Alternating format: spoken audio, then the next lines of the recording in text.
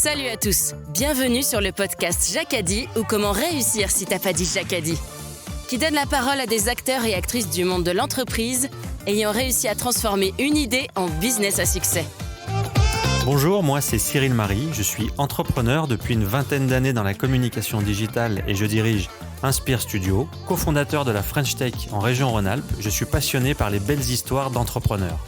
Salut, je suis Gérald Debeau. J'ai passé les 30 dernières années dans de belles entreprises à l'international.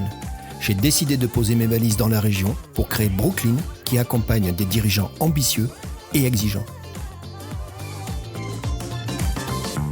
Cyril et Gérald, à travers leur passion pour le monde de l'entreprise, ont créé les podcasts Jacadi pour vous partager des histoires d'aventurières et d'aventuriers inspirants de l'entrepreneuriat. Positifs, pragmatiques et surtout persuasifs.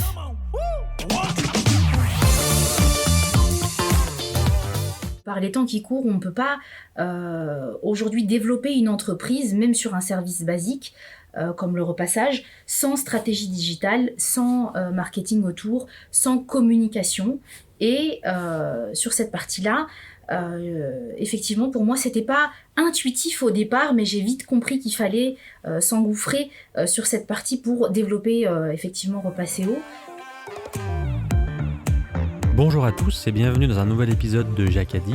Aujourd'hui avec Gérald, nous accueillons Noria Belkiri, la présidente fondatrice de la société Repasseo. Je laisse sans plus attendre la parole à Gérald. Bonjour à tous. Bonjour Noria, comment vas-tu ? Bien, je te remercie. Noria, si tu devais te présenter en quelques lignes, tu dirais quoi ? Eh bien, je m'appelle Noria, j'ai 42 ans. Je suis maman de 2 enfants qui ont 16 et 11 ans. Et je suis donc sur la région d'Annecy depuis 2002. Aujourd'hui, effectivement, je suis entrepreneur d'une petite société qui s'appelle Repasseo. Et voilà, grosso modo, comment en quelques lignes je peux me présenter brièvement. Noria, quand tu étais petite, toute cette partie-là, t'étais quel type d'enfant ? T'étais agitée, tu étais calme, dis-moi un petit peu plus.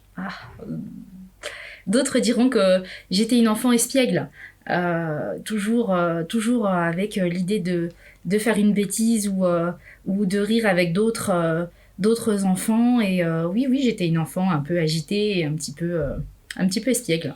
Moi, j'ai une question à te poser tout de suite. Noria, est-ce que tu sais l'origine de ton prénom ? Alors, je suis d'origine marocaine. Mes parents sont marocains tous les deux. Et au Maroc, Noria, c'est la lumière. Est-ce que tu sais qu'il y a une deuxième définition de ton prénom que j'ai trouvée ? Tu veux que je la partage ? Allez. C'est incroyable. Donc, Noria, c'est une machine hydraulique qui permet de remonter de l'eau en utilisant le courant pour irriguer et pour transmettre aux cultures. Exactement. C'est pas un peu alambiqué ça, Gérald ? Ouais, c'est alambiqué, mais Noria, finalement, tu te rends compte ? C'est un objet. Oui, mais je viens de parler de transférer, de partager, d'irriguer. Est-ce que finalement, dans ton prénom, il n'y avait pas déjà quelques racines que tu retrouves aujourd'hui ? Certainement. C'est incroyable. Donc tu disais que tu bougeais un petit peu, t'étais tri-tri, t'étais comme ça, mais c'était quoi tes passions et tes rêves alors quand tu étais jeune ? Alors j'étais passionnée de musique en fait, de chant, et ça a occupé une grande partie de mon enfance. Un petit peu de conservatoire et beaucoup de chant. Tu avais des gens qui t'ont inspiré quand tu étais jeune, autour du chant, autour de... Alors, moi j'étais plutôt inspirée par ma mère, en fait, qui était une femme très courageuse, et qui l'est toujours d'ailleurs, et qui n'a pas hésité à faire tout ce qui était possible pour nous donner tous les moyens de réussir. Il y a des gens qui m'ont dit que tu avais beaucoup repris le caractère de ta mère, c'est vrai ? C'est vrai. Noria, est-ce que tu pourrais nous parler d'un sujet qui nous intéresse au plus haut point, qui est toute la partie étudiante en fait, qui t'a construit finalement ? Oui, bien sûr. Alors j'ai fait mes études en région parisienne pour la première partie, avec un parcours un peu plus classique, un collège-lycée, et j'ai arrêté mes études après le bac. Parce que j'avais besoin de travailler, de rentrer dans la vie active rapidement. Et dans le début de cette vie active, j'ai eu un projet entrepreneurial que je développerai un peu plus tard. et qui m'a en fait conduit à m'inscrire au BTS en candidat libre. C'était un Jacadi ? C'était un Jacadi, D'accord, il y avait une dynamique. D'accord. J'avais besoin d'avoir effectivement une aptitude professionnelle pour demander la carte professionnelle d'agent immobilier. Et pour ça, j'avais besoin donc à l'époque d'un diplôme Bac+2. Et donc je me suis inscrite en candidat libre et j'ai passé ce BTS que j'ai obtenu donc dans le 93 à l'époque, puisque je vivais en Seine-Saint-Denis. Ensuite, donc j'ai quitté la Seine-Saint-Denis, je suis arrivée en Haute-Savoie en 2002. Après avoir fait mes enfants et être installée dans un poste qui me convenait très bien, je me suis dit ce serait peut-être sympathique de reprendre ses études et de maintenir son employabilité. Et j'ai rencontré à l'IPAC, qui est à Annecy, des gens très très bien qui m'ont proposé une reprise d'études sous la forme d'un bachelor. Un bachelor marketing et communication, et donc j'ai repris mes études tout en étant salariée sur ce cursus-là, et j'ai obtenu ce bachelor tout en étant salariée. Et est-ce que cette phase-là était un Jacadi pour obtenir des compétences sur le marketing et la communication, pour compléter ce que tu connaissais déjà ? Oui. Ou est-ce que c'était juste de la curiosité ou l'envie de toujours apprendre ? Quel était ton... Je pense que c'est un mélange de ces trois propositions. Et je me suis dit, tiens, pourquoi pas ?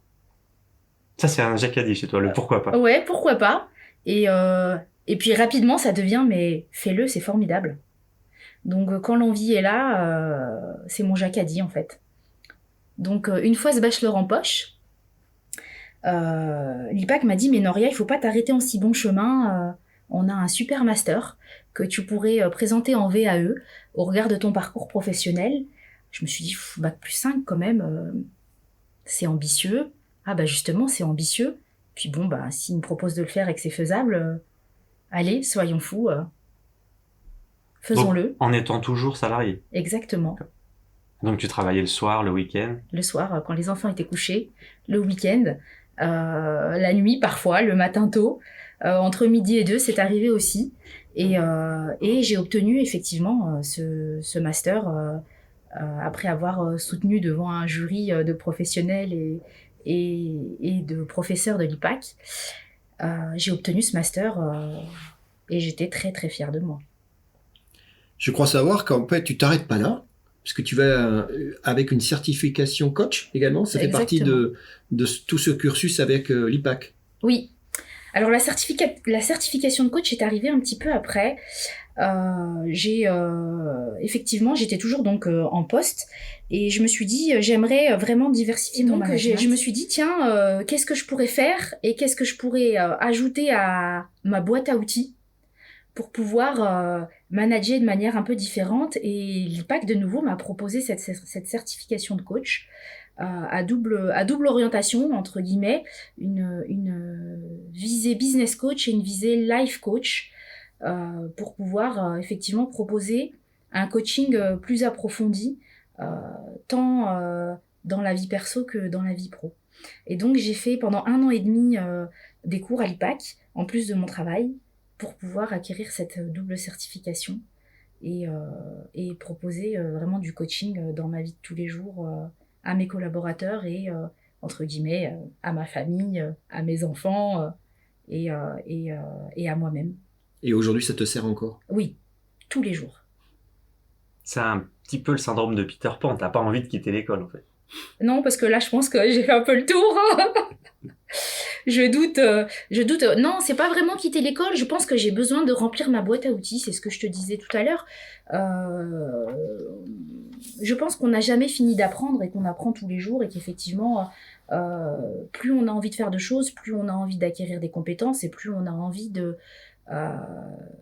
d'apprendre. Voilà. Et pour moi, c'est vraiment une envie, un désir d'apprendre encore des nouvelles choses tous les jours. Noria, avant de rentrer dans ton monde professionnel pour qu'on continue cette interview, moi j'aimerais que tu me parles d'un truc un peu particulier, visiblement qui a marqué ta vie. Tu me parles des sacs à main, qu'est-ce qui se passe avec cette histoire de sac à main ? D'où vient cette histoire du sac à main ? Qu'est-ce qui s'est passé, Noria ? Je vais la tuer. Alors pour l'information, en fait, c'est ta petite sœur, Sarah, qui me raconte une histoire incroyable. En fait, ce que je comprends, c'est que ton premier salaire, et j'imagine combien c'était important, ouais. Tu t'es acheté un sac à main. C'est vrai. Mais ça s'est pas passé comme ça devait se passer et il y a eu un petit drame avec ce sac à main. C'est pas faux. Qu'est-ce qui s'est passé? Non, on me l'a volé. On t'a volé ton sac à main. Ah ouais. Et là, c'était le drame? Ah oui, c'était le drame. Bon. Par contre, depuis, il y a un problème avec les sacs à main. Pourquoi employer ce mot problème? Bah, moi, on me dit que du coup, le sac à main, c'est devenu quasiment ton emblème, que t'en as, que t'adores ça, que c'est ton objet fétiche. Moi, c'est ce que j'ai compris. C'est le cas? Comme beaucoup de femmes, mais j'ai envie de te dire. Hein. Mais oui, j'aime beaucoup les sacs à main, c'est vrai. J'aime les sacs à main. Et maintenant, tu le tiens correctement? Je peux essayer de te le voler? Non, je doute que tu puisses me le voler. Bah ça, c'est un sacré Jacadi. Qu'est-ce que t'en penses là? Ouais, Jacadi, on me volera plus mon sac à main. Ah non, C'est non, ça effectivement. amène au self-défense. Ah ouais. Ouais. Non, on m'a plus jamais volé mon sac à main, effectivement. Bon, super. Belle histoire. Oui, belle histoire, mais c'est vrai que effectivement, j'aime beaucoup les sacs à main. Bon, alors, regarde, dans ta vie professionnelle, moi, j'ai noté un passage intéressant qui était toute la partie CDC Habitat, où tu étais responsable de territoire, Ouais. avec une équipe d'ailleurs, donc ça fait le lien avec le sujet juste avant sur, comme tu dis, aller remplir ma boîte à outils. Tu me parles un peu de cette période CDC Habitat, puis surtout ces relations de management dans ta gestion des équipes? Alors, j'ai intégré CDC Habitat, qui est une filiale immobilière de la Caisse des dépôts et consignations en 2002, en arrivant de la région parisienne.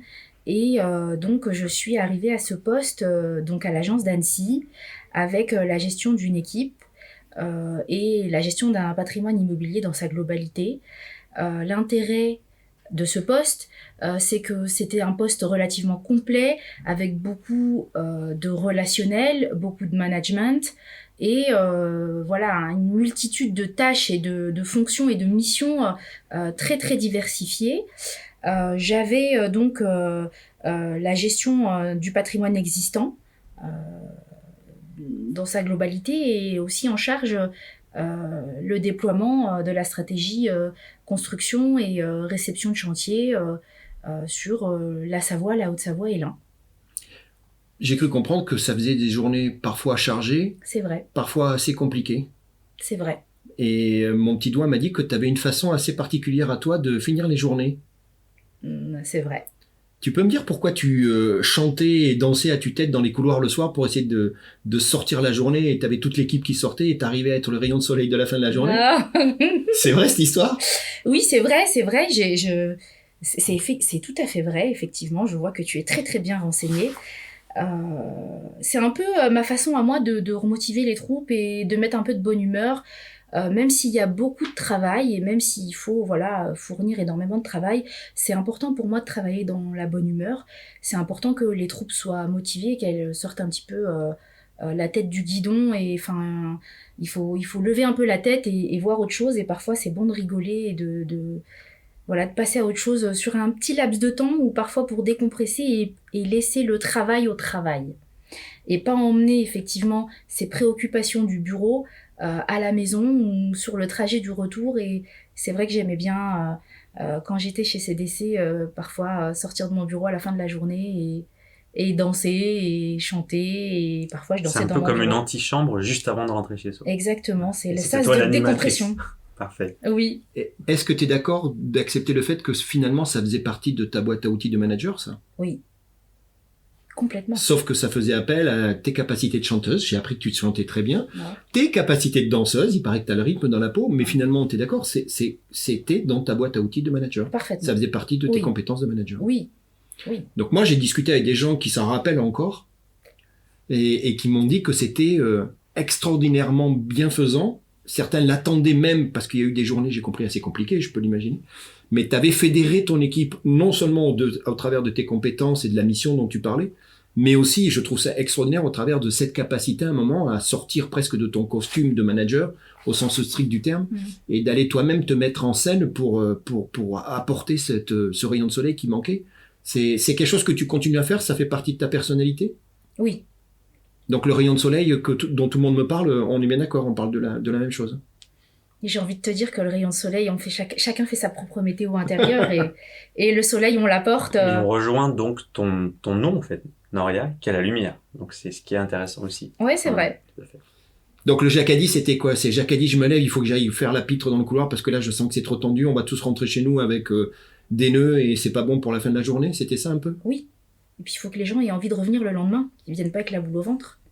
Donc effectivement, quand on a parfois une journée difficile ou une surcharge de travail, un pic d'activité, il faut qu'on ait aussi envie de revenir le lendemain. Il faut aussi que les équipes aient envie de revenir et se dire aujourd'hui, même si on a beaucoup de travail, on va quand même passer un bon moment. Parce qu'on passe quand même beaucoup de temps sur son lieu de travail. On a besoin de travailler dans de bonnes conditions et pas que des bonnes conditions matérielles.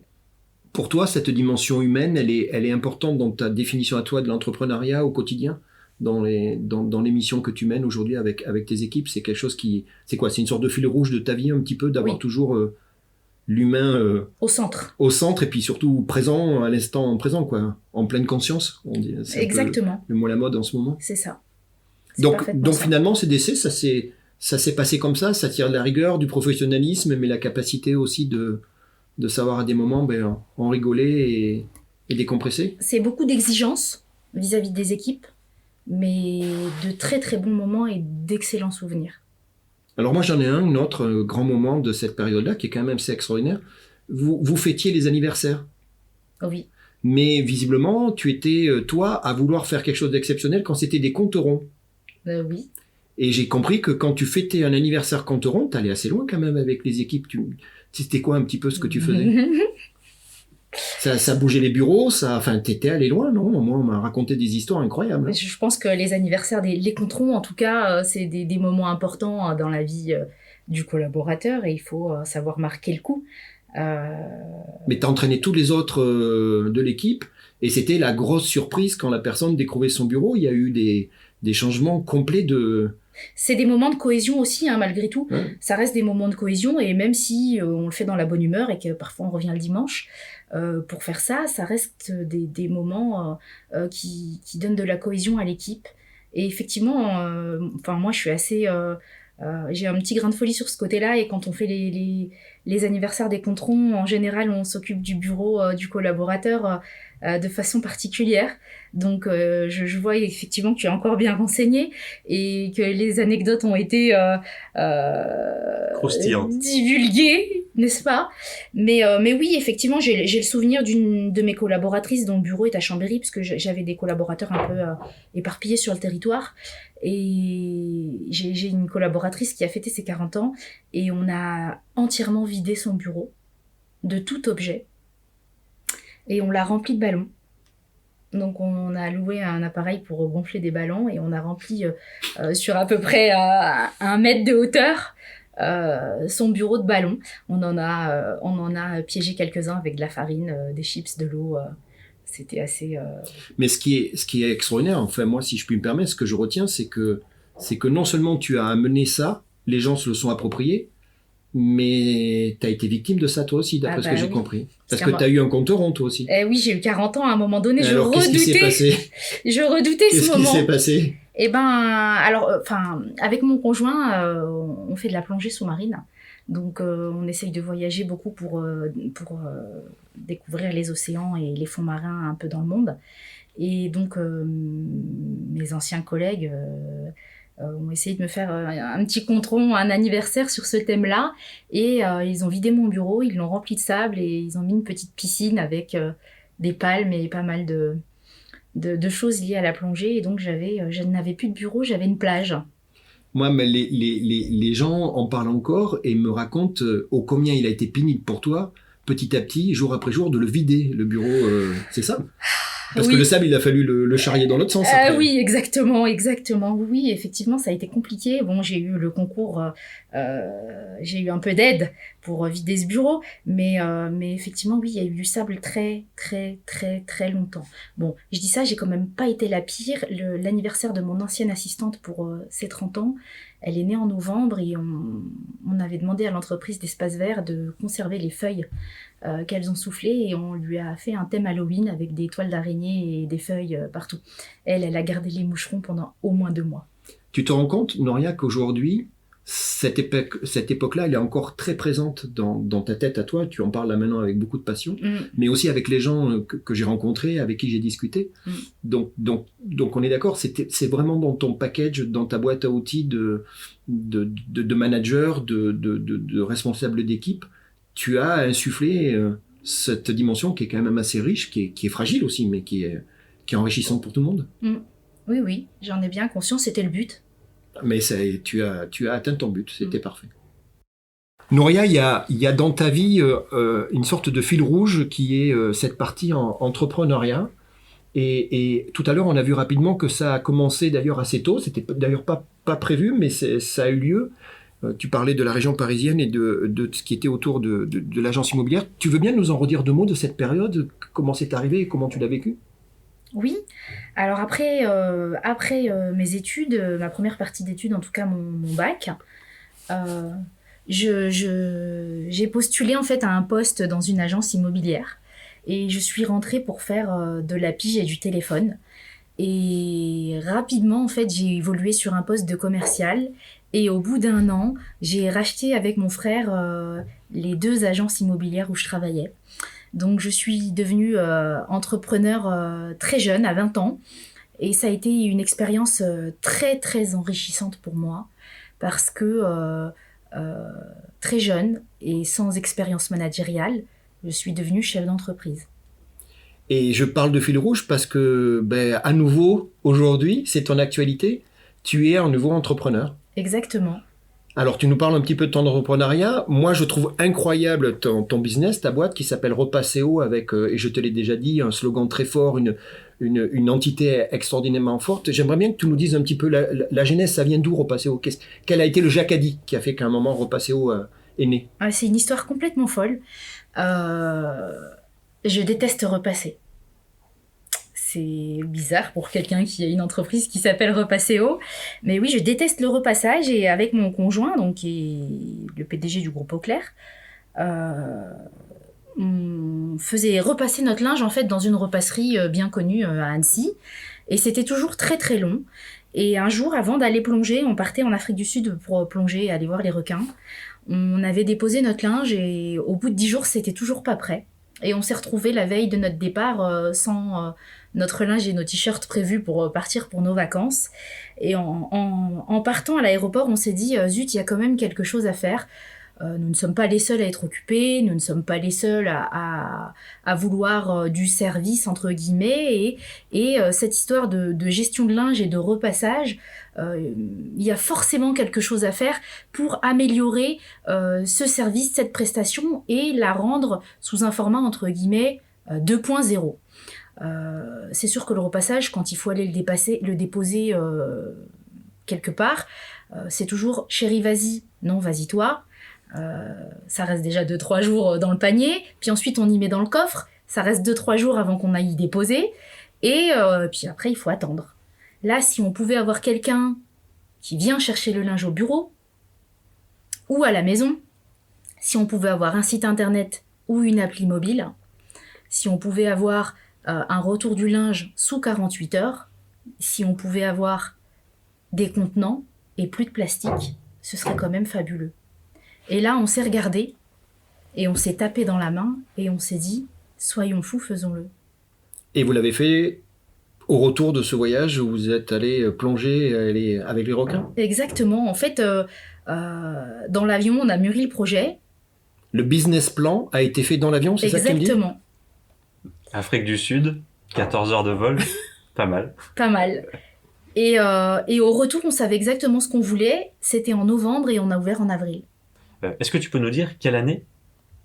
Donc, le départ en Afrique du Sud, c'était en novembre 2018 et on a ouvert en avril 2019. Belle histoire.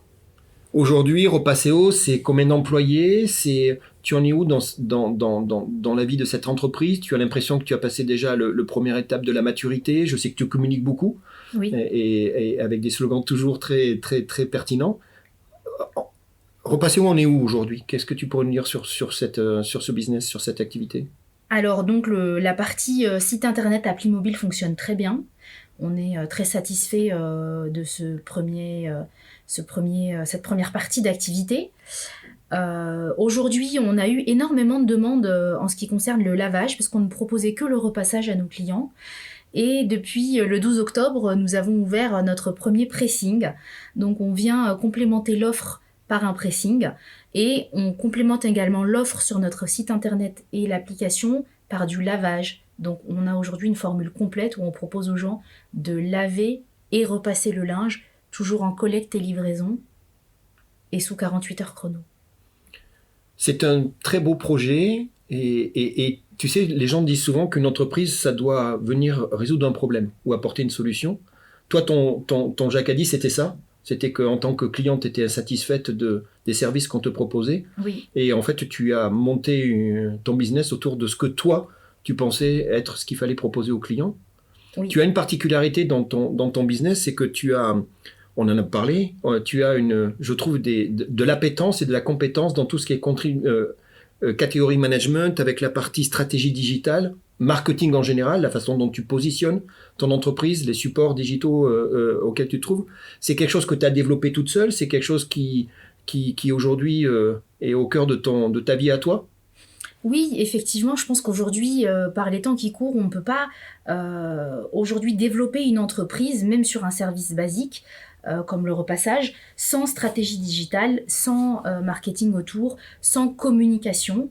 Et sur cette partie-là, effectivement, pour moi, c'était pas intuitif au départ, mais j'ai vite compris qu'il fallait s'engouffrer sur cette partie pour développer effectivement Repasseo. Donc je communique énormément sur les réseaux sociaux, je réseaute également beaucoup en physique quand c'est possible, hein, en dehors de la période du contexte sanitaire actuel, c'est un peu moins possible maintenant, mais voilà, beaucoup de communication, beaucoup de réseautage, et effectivement j'ai découvert que j'étais effectivement très à l'aise, et en tout cas que ça me plaît beaucoup de communiquer et de créer du contenu pour les réseaux sociaux, et comme ça me plaisait beaucoup, j'ai décidé également de travailler en parallèle avec mon conjoint qui est propriétaire et qui a créé le groupe Auclair, qui est une société de nettoyage et de services, et je développe pour Auclair toute la partie stratégie digitale, communication, commerciale pour sa société.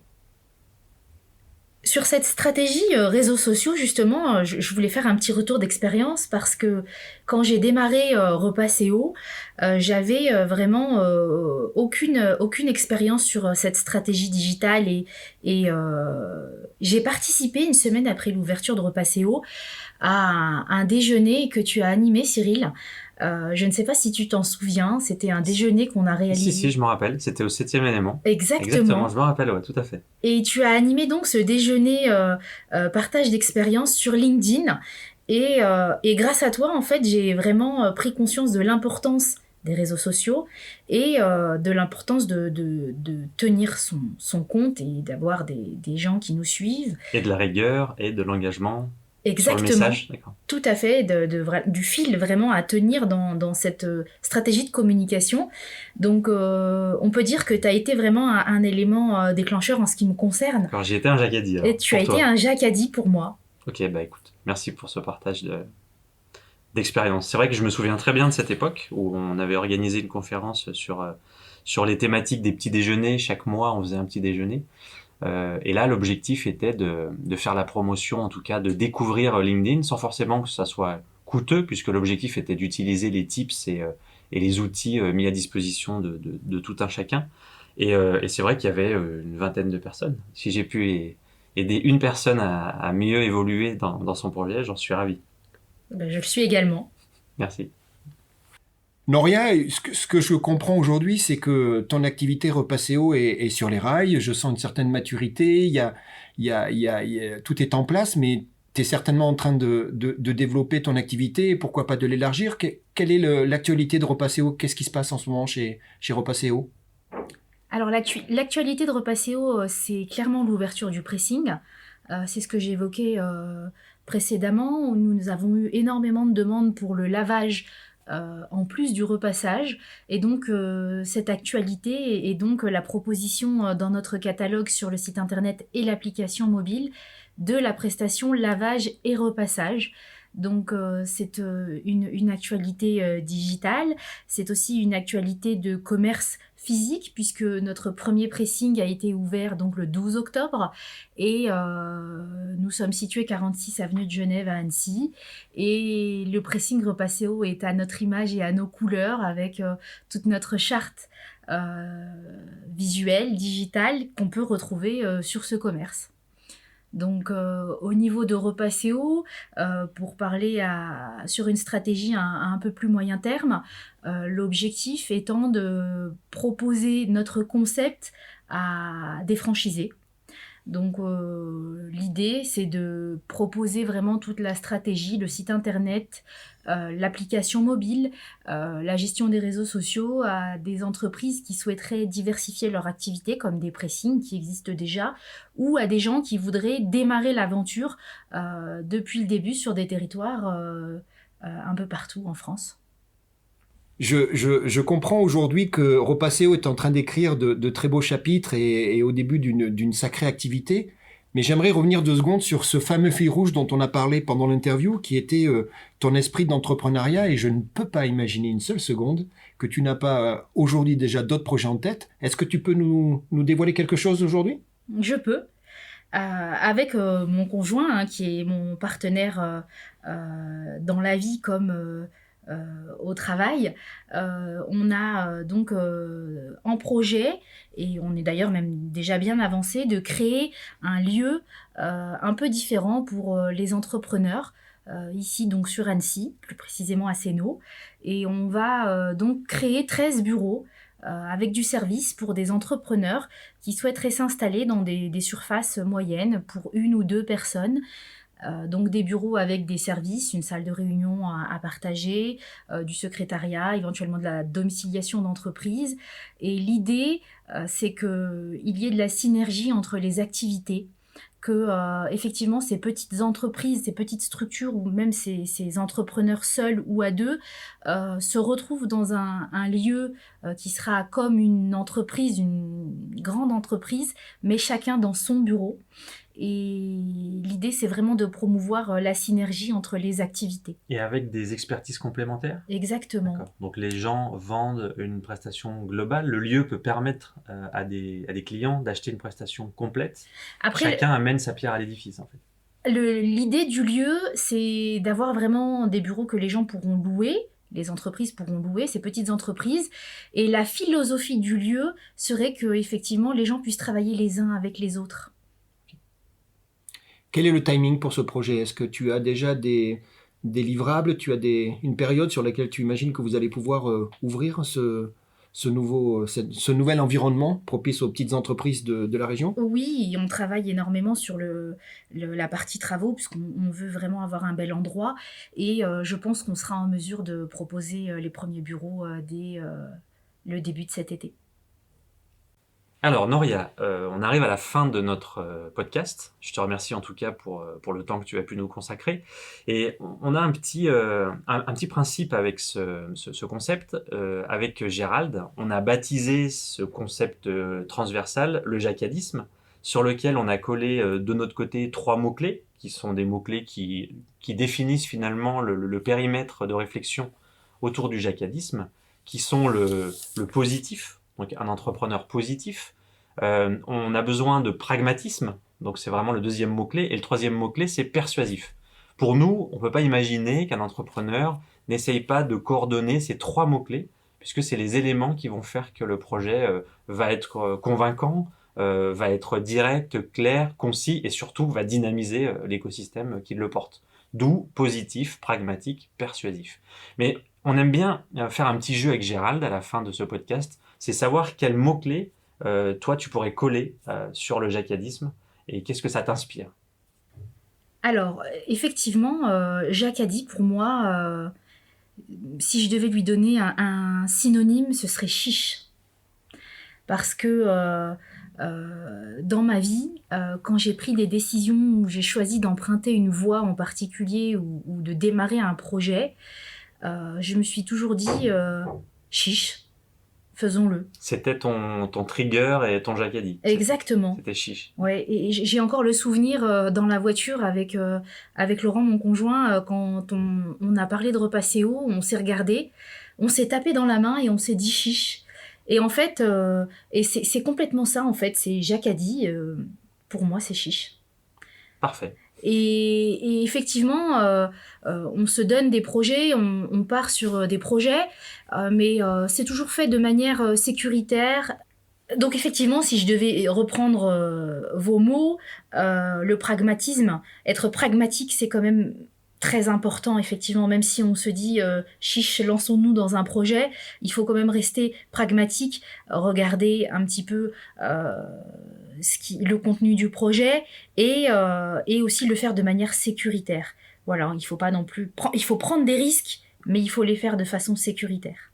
Et quel conseil tu pourrais donner à une personne qui t'écoute, qui est à 2 doigts de se lancer, qui a encore des interrogations et qui a un beau projet dans les cartons? Je lui dirais de suivre son instinct et de s'écouter. Donc Jacques a dit, écoutons-nous, entreprenons et réussissons ensemble.